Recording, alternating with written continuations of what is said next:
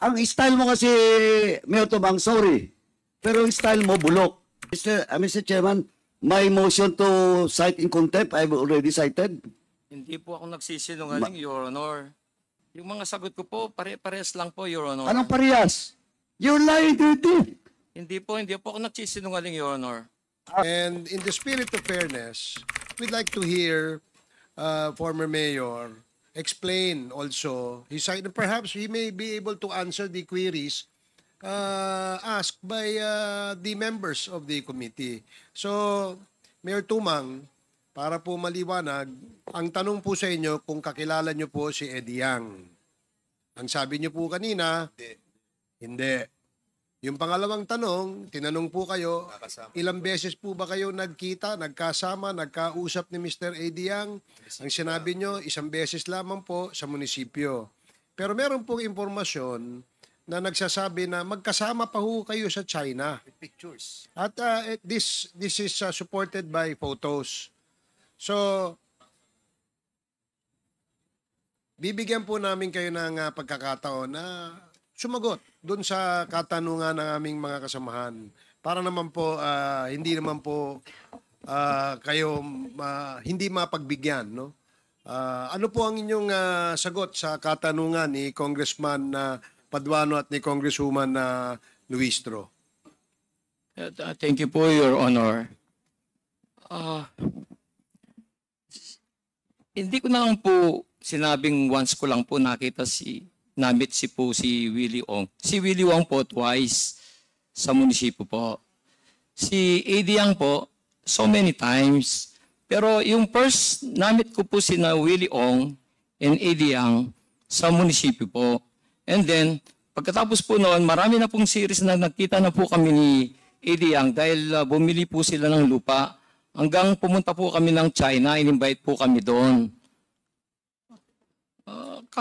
Doon po lang po nakilala si Eddie Yang. Ang pinupunto ko po, hindi ko po personal nakakilala po. Namit ko lang po sila sa munisipyo. Pero so many times po nakilala ko na sina Eddie Yang. Pero si Willie Ong po, twice lang po. Chairman, Yes, Congressman Paduano. ito kasi yung problema. Alam ko na, sinabi ko na kanina, Mayor, pinagdaanan na to natin Dalawang committee, dangerous drugs at saka yung Mexico. But sabi ko nga, kaya kayo inibitahan dito, including your brother and all those research person from Mexico, Pampanga, because there is a motion, a resolution by me na yung drugs, no? Yung drugs at saka illegal acquisition of properties of Chinese national will be forwarded to this committee. Kaya hindi ka Mayor, ganito kasing style mo Pag tinanong ka ng isa, sabihin mo, sinabi ko kanina, hindi mo personal kilala. Sabi mo sa munisipyo, now when I ask you, yung China travel, inamin mo.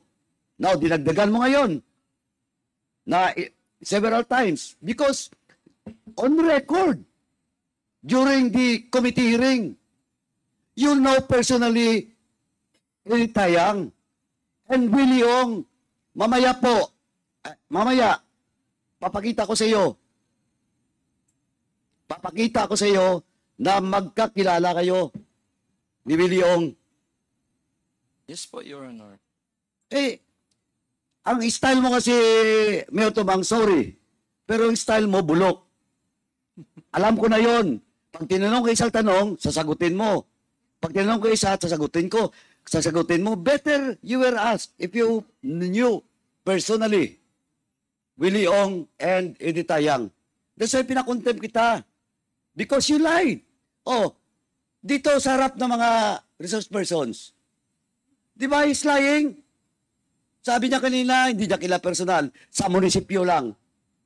Ngayon, sinabi mo na ngayon, kilala mo si Eddie Yang, you met several times. Twice lang kayo ni Willie Ong. But I will establish to you that you have transactions with Willie Ong. And you will not make transactions with a certain person, especially kung hindi mo siya kilala. And you're lying. Di pa tayo umabot doon sa proof ko. Kaya, Mr. Chairman, Sabi ko nga, naglulukuhan mo tayo dito? Alam mo na, kabisado na namin to. Nako, Mayor.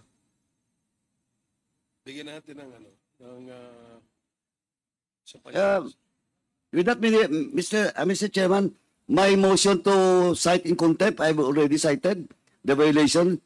Unless there will be a second or members of this committee will vote in the negative. Hindi po ako nagsisinungaling, Your Honor. Nandito, nakikinig ng mga resource person. Hindi po ako I nagsisinungaling. challenge resource persons present in today's hearing kung totoo ba na nagsinungaling siya o hindi. Alam ko na kasi, Mayor, yung sasagot mo.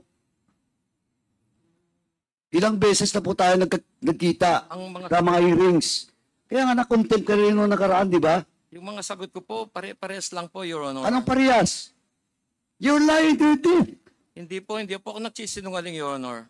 Mr. Chairman, anyway, sabi niya, it still stand, hindi siya nagsisinungaling. Once again, Mr. Chairman, I just like to manifest once again that my motion to cite in contempt Mayor Tumang still stands. Thank you, Mr. Chairman. Mr. Okay, Chairman, I second. Yeah, there is a motion to cite in contempt Mayor Tumang. And this was duly seconded. Hindi po Are ako there- nagsisinungaling, Your Honor. Are there any objections? Point of order. So I will reiterate the motion. There was a motion to cite in contempt former Mayor Tumang for violating Section 11, Paragraph C of the Rules of Procedure governing inquiries in aid of legislation. And this was duly seconded by Congressman Akop. Are there any objections? Hearing none, the motion is approved. Former Mayor Tumang is now cited in contempt. And we'd like to ask the Sergeant at Arms to please assist and escort former Mayor Tumang. Are there any other motions that you'd like to? Okay. So, any other motion? Mr. Chair, Congressman Akop. before I file or I move for the second motion, please allow me to explain why I seconded the motion of the Honorable Caraps Paduano. Please proceed. You have 3 minutes, Congressman Akop. Thank you. Ako po ay